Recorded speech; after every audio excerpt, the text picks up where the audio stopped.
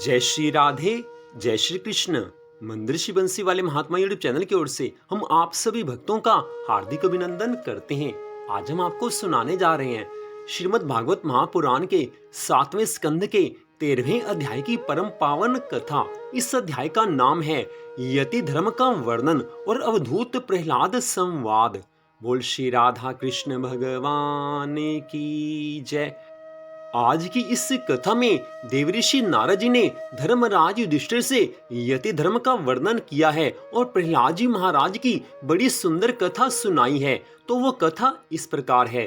देवऋषि नारद जी धर्मराज युधिष्ठिर से कहने लगे हैं कि हे राजन, यदि वानप्रस्थी में ब्रह्म विचार का सामर्थ्य हो तो शरीर के अतिरिक्त और सब कुछ छोड़कर वह संन्यास ले ले तथा किसी भी व्यक्ति, वस्तु, स्थान और समय की अपेक्षा ना रखकर एक गांव में एक ही रात ठहरने का नियम लेकर इस पृथ्वी पर विचरण करता रहे।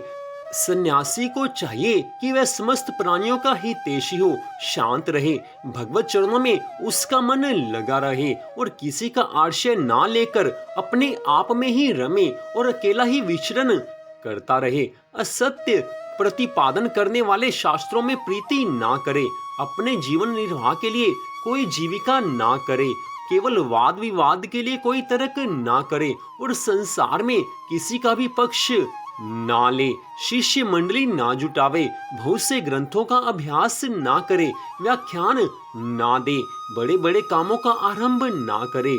शांत, समदर्शी और महात्मा सन्यासी के लिए किसी आश्रम का बंधन धर्म का कारण नहीं है। वह अपने आश्रम के चिन्हों को धारण करे, चाहे छोड़ दे। उसके पास कोई आश्रम चिन्ह ना हो, परंतु वह आत्म अनुसंधान में मग्न हो तो अत्यंत विचारशील, परंतु जान पड़े पागल और बालक की तरह। किसी को दिखाने के लिए धर्म नहीं है। अपने धर्म का पालन करना केवल भगवान को प्रसन्न करने के लिए होना चाहिए, किसी को दिखाने के लिए धर्म का पालन नहीं करना चाहिए। हमारे परमात्मा, हमारे भगवान सब कुछ देख रहे हैं, ऐसा विचार करके सब धर्मों का पालन करना चाहिए। हे धर्मराज, इस विषय में महात्मा लोग एक प्राचीन कथा का वर्णन करते हैं। वह है दत्तात्रेय मुनि और भक्तराज प्रहलाद का संवाद। एक बार भगवान के परम प्रेमी प्रहलाद जी महाराज कुछ मंत्रियों के साथ लोगों के मन की बात जानने के लिए इधर उधर सब लोकों में विचरण कर रहे थे।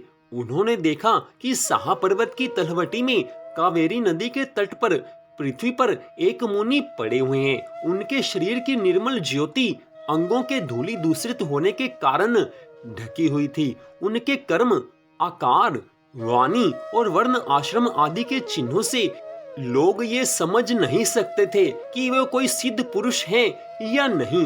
भगवान के परम प्रेमी भक्तराज प्रहलाद ने अपने सिर से उनके चरणों का स्पर्श करके प्रणाम किया और विधि पूर्वक उनकी पूजा करके यह सब जानने के लिए प्रसन्न किया है कि हे भगवान, आपका शरीर उद्योगी और भोगी पुरुषों के समान हृष्ट पुष्ट है। संसार का यह नियम है कि उद्योग करने वालों को धन मिलता है, धन वालों को ही भोग प्राप्त होता है और भोगियों का ही शरीर हृष्ट पुष्ट होता है, और कोई दूसरा कारण तो हो नहीं सकता। हे भगवान, आप कोई उद्योग तो करते नहीं, यूं ही पड़े रहते हैं, इसलिए आपके पास धन नहीं है, फिर आपको भोग कहां से प्राप्त होते हैं? हे ब्राह्मण देवता, बिना भोग के ही आपका ये शरीर इतना बलवान कैसे है? हमारे मन में ये जानने की बड़ी इच्छा है। अगर आप इसका उत्तर दे दें तो बड़ी अच्छी बात होगी। आप विद्वान, समर्थ और चतुर हैं। आपकी बातें बड़ी अद्भुत और प्रिय होती हैं। ऐसी अवस्था में आप सारे संसार को कर्म करते हुए देखकर भी समभाव से पड़े हुए हैं। इसका कौन सा कारण है? देवऋषि नारद जी इसके पश्चात की कथा का वर्णन करते हुए कहने लगे हैं कि हे धर्मराज युधिष्ठिर, जब प्रहलाद जी महाराज ने महामुनि दत्तात्रेय जी से इस प्रकार प्रश्न किया, तब वे उनकी अमृतमयी वाणी के वशीभूत होकर मुस्कुराते हुए कहने लगे हैं। दत्तात्रेय जी ने कहा है कि हे दैत्यराज, सभी श्रेष्ठ पुरुष तुम्हारा सम्मान करते हैं। मनुष्यों को कर्मों की प्रवृत्ति और उनकी निवृत्ति का कौन सा फल मिलता है, ये बात तुम अपनी ज्ञान दृष्टि से जानते ही हो। तुम्हारी अनन्य भक्ति के कारण देवाधिदेव भगवान नारायण सदा तुम्हारे मन मंदिर में विराजमान रहते हैं, और जैसे सूर्य अंधकार को नष्ट कर देते हैं, ठीक वैसे ही प्रभु तुम्हारे अज्ञान को नष्ट करते रहते हैं। तो भी हे प्रहलाद, मैंने जैसा कुछ जाना है उसके अनुसार मैं तुम्हारे प्रश्नों का उत्तर दे रहा हूँ, क्योंकि आत्म शुद्धि के अभिलाषियों को तुम्हारा सम्मान अवश्य करना चाहिए। हे प्रहलाद जी, तृष्णा एक ऐसी वस्तु है जो इच्छा अनुसार भोगों के प्राप्त होने पर भी पूरी नहीं होती। जिसके मन में तृष्णा है वो कभी शांत नहीं हो सकता। तृष्णा के कारण जन्म मृत्यु के चक्कर में मनुष्य सदा भटकता रहता है। तृष्णा ने मुझसे ना जाने कितने कर्म करवाए और उनके कारण ना जाने कितनी योनियों में मुझे जाना पड़ा है। कर्मों के कारण अनेकों योनियों में भटकते भटकते दैववश मुझे यह मनुष्य योनि मिली है, जो स्वर्ग, मोक्ष, तिर्यक योनि तथा इस मानव देह की भी प्राप्ति का द्वार है। इसमें पुण्य करें तो स्वर्ग, पाप करें तो पशु पक्षी आदि की योनि, निवृत्त हो जाएं तो मोक्ष, और दोनों प्रकार के कर्म किए जाएं तो फिर से मनुष्य योनि की प्राप्ति हो सकती है। परंतु मैं देखता हूँ कि संसार के स्त्री पुरुष कर्म तो करते हैं सुख की प्राप्ति और दुख की निवृत्ति के लिए, किंतु उसका उल्टा फल होता ही है, वे और भी दुख में पड़ जाते हैं। इसलिए मैं कर्मों से उपरत हो गया हूँ। सुख ही आत्मा का स्वरूप है, लेकिन साधारण मनुष्य इस बात को नहीं समझ सकता। साधारण मनुष्य के मन में एक ही बात होती है कि संसार के सारे सुख मुझे मिलने चाहिए। उन सुखों की प्राप्ति के लिए वो दिन रात भागता रहता है। संसार के सुख जिसको मिल भी जाए तो भी वो सुखी नहीं हो सकता, क्योंकि संसार के सुख नाशवान है। संसार में जो सुख मनुष्य को मिलते हैं, जो भोग विलास मनुष्य को मिलता है, उससे भगवान के चरणों में तो प्रीति नहीं होती, बल्कि उसके विपरीत उसका मन संसार के भोगों में और अधिक आसक्त होता जाता है। जो संसार के सुख का उपभोग करते हैं वो कभी भी भगवान की ओर नहीं जा सकते। संसार के सुख का उपभोग करना गलत नहीं है, लेकिन उन सुखों में अपने मन को लगा देना, उन सुखों के बारे में सदा चिंतन करते रहना, वो गलत बात है। जो संसार के सुख भोगते हुए परमात्मा को याद रखते हैं, ईश्वर को याद रखते हैं, भगवान उनके सब कार्य सिद्ध करते हैं। भगवान उनको कभी माया में नहीं फंसने देते। लेकिन साधारण जीवन में जो मनुष्य सांसारिक भोग विलास में फंस जाते हैं, उनका मन भगवान में लगना बड़ा कठिन हो जाता है। हे प्रहलाद जी महाराज, शरीर आदि तो प्रारब्ध के अधीन है। उनके द्वारा जो अपने लिए सुख पाना और दुख मिटाना चाहता है, वह कभी अपने कार्य में सफल नहीं हो सकता। उसके बार बार किए हुए सारे कर्म व्यर्थ हो जाते हैं। मनुष्य सदा शारीरिक, मानसिक आदि दुखों से आक्रांत रहता है। मरणशील तो है ही। यदि उसने बड़े श्रम और कष्ट से कुछ धन और भोग प्राप्त कर भी लिया तो भी क्या लाभ है। लोभी और इंद्रियों के वश में रहने वाले धनियों का दुख तो मैं देखता ही रहता हूँ। भय के मारे उन्हें नींद नहीं आती, सब पर उनका संदेह बना रहता है। जो जीवन और धन के लोभी हैं, वे राजा, चोर, शत्रु, स्वजन, पशु पक्षी, याचक और काल से, यहाँ तक कि कहीं मैं भूल ना कर बैठूं, अधिक धन खर्च ना कर दूं, इस आशंका से अपने आप से भी सदा डरते रहते हैं। इसलिए बुद्धिमान पुरुष को चाहिए कि जिसके कारण शोक, मोह, भय, क्रोध, राग, कायरता और श्रम आदि का शिकार होना पड़ता है। उससे धन और जीवन की स्पृहा का त्याग कर दे। धन बुरा नहीं है, लेकिन धन की आसक्ति बुरी है। धन का उपयोग करना बुरी बात नहीं है, लेकिन धन के चक्कर में पड़कर अपने धर्म को भूल जाना, अपने परमात्मा को भूल जाना, अपने कर्तव्य को भूल जाना, वो बुरा है। इससे मनुष्य को बारंबार 84 लाख योनियों में जाना पड़ता है। हे प्रहलाद जी महाराज, इस लोक में मेरे सबसे बड़े गुरु हैं अजगर और मधुमक्खी। उनकी शिक्षा से हमें वैराग्य और संतोष की प्राप्ति हुई है। मधुमक्खी जैसे शहद इकट्ठा करती है, वैसे ही लोग बड़े कष्ट से धन संचय करते हैं, परंतु दूसरा ही कोई उस धनराशि के स्वामी को मारकर उसे छीन लेता है। इससे मैंने यह शिक्षा ग्रहण की है कि विषय भोगों से विरक्त ही रहना चाहिए। मैं अजगर के समान निश्चेष्ट पड़ा रहता हूँ और दैववश जो कुछ मिल जाता है उसी में संतुष्ट रहता हूँ, और यदि कुछ नहीं मिलता तो बहुत दिनों तक धैर्य धारण करके यूं ही पड़ा रहता हूँ। कभी थोड़ा सा अन्न खा लेता हूँ तो कभी बहुत, कभी स्वादिष्ट तो कभी नीरस बेस्वाद, और कभी अनेकों गुणों से युक्त तो कभी सर्वथा गुणहीन। कभी बड़ी श्रद्धा से प्राप्त हुआ अन्न खाता हूँ तो कभी अपमान के साथ, और किसी किसी समय अपने आप ही मिल जाने पर कभी दिन में, कभी रात में, और कभी एक बार भोजन करके मैं दोबारा भोजन कर लेता हूँ। मैं अपने प्रारब्ध के भोग में ही संतुष्ट रहता हूँ। इसलिए मुझे रेशमी या सूती, मृग चर्म या चीर, वलकल या और कुछ जैसा भी वस्त्र मिल जाता है वैसा ही पहन लेता हूँ। कभी मैं पृथ्वी, घास, पत्ते, पत्थर या राख के ढेर पर ही पड़ा रहता हूँ, तो कभी दूसरों की इच्छा से महलों में पलंगों और गद्दों पर सो लेता हूँ।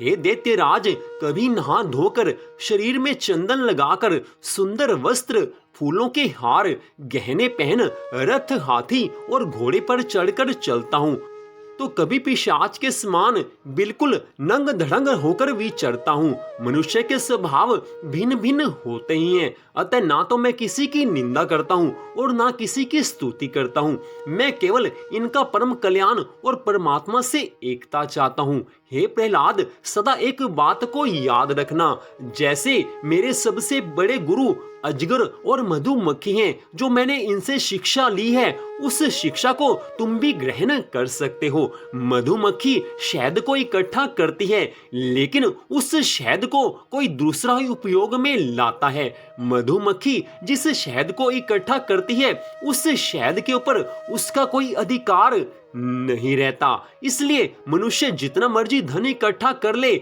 लेकिन उस धन का भोग मनुष्य स्वयं नहीं कर सकता।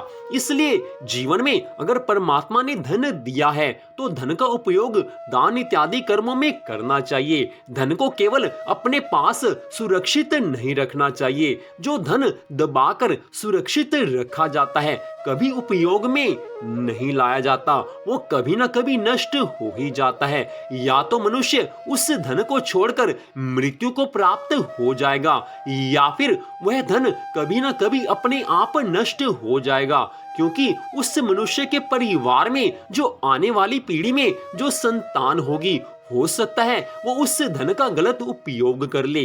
तो मनुष्य ने जो उस धन का संचय किया है, अगर उसने उस धन को धर्म के कार्यों में नहीं लगाया तो वो धन उसको कुछ लाभ देने वाला नहीं है। आज बड़ी सुंदर कथा का वर्णन करते हुए दत्तात्रेय जी महाराज ने प्रहलाद जी महाराज को अपने दोनों शिक्षा गुरु के बारे में बताया है कि मधुमक्खी और अजगर से जो उन्होंने शिक्षा ली है उनसे कोई भी शिक्षा ग्रहण कर सकता है। आज के इस समय में धन के बिना कुछ नहीं हो सकता। पैसा हाथ में है तो पराये भी अपने हो जाते हैं, अगर पास में पैसा नहीं है तो अपने भी मुंह मोड़ लेते हैं। सच बात है कि पैसे के बिना कुछ भी नहीं हो सकता, लेकिन साथ में इतना ध्यान अवश्य देना चाहिए कि जो हमारे पास पैसा है, जो धन, जो सुख संपत्ति हमारे पास है, वो ठाकुर जी की कृपा से है। इसलिए जो कुछ भी धन हमारे पास है उसमें से कुछ ना कुछ दान पुण्य अवश्य करना चाहिए। दान केवल वही कर सकता है जिसके पास है। अगर हमारे पास कुछ धन है तो उसमें से कुछ अगर दान कर दिया जाए तो उससे हमारा कुछ बिगड़ने वाला नहीं है। अगर हमारे पास कुछ है ही नहीं तो दान करने की आवश्यकता ही नहीं है, क्योंकि दान वही कर सकता है जिसके पास धन है। जिसके पास धन नहीं है उसको दान करने के लिए धर्म कहता भी नहीं है। तो पैसे को अपने संसार के कामों में लगाएं, पूरी तरह से लगाएं, क्योंकि संसार में जो मनुष्य का जीवन हमें मिला है, जो परिवार के सदस्य हमें मिले हैं, उन सबको सुखी करने का हमारा कर्तव्य बनता है। वो सब सुखी रहें, ऐसा हमारे मन में भाव होना चाहिए। इसलिए पैसे का सदुपयोग करना चाहिए, लेकिन धर्म के कार्य में अगर थोड़ा सा पैसा, थोड़ा सा धन खर्च कर दिया जाए तो भी अच्छी बात है। लेकिन जैसे भी मन में आपके विचार आए, इतना ध्यान आप अवश्य रखें कि भगवान की कृपा से सुख, शांति और आनंद मिलते हैं। भगवान ने तो कहीं ये कहा भी नहीं है कि दान अवश्य देना चाहिए। भगवान ने केवल एक बात कही है कि मनुष्य अपना मन मेरे में लगाकर रखे तो उसके सारे काम मैं सिद्ध कर देता हूँ। अगर हमारा मन भगवान के चरणों में लीन है तो बाकी सब काम भगवान अपने आप करते रहते हैं। हमारे मन में अपने आप ज्ञान प्रकट हो जाता है, क्योंकि ज्ञान प्रभु कृपा से मिलता है। किसी साधन से ज्ञान नहीं मिलता, किसी साधन से भक्ति नहीं मिलती, वो तो प्रभु कृपा से मिलती है।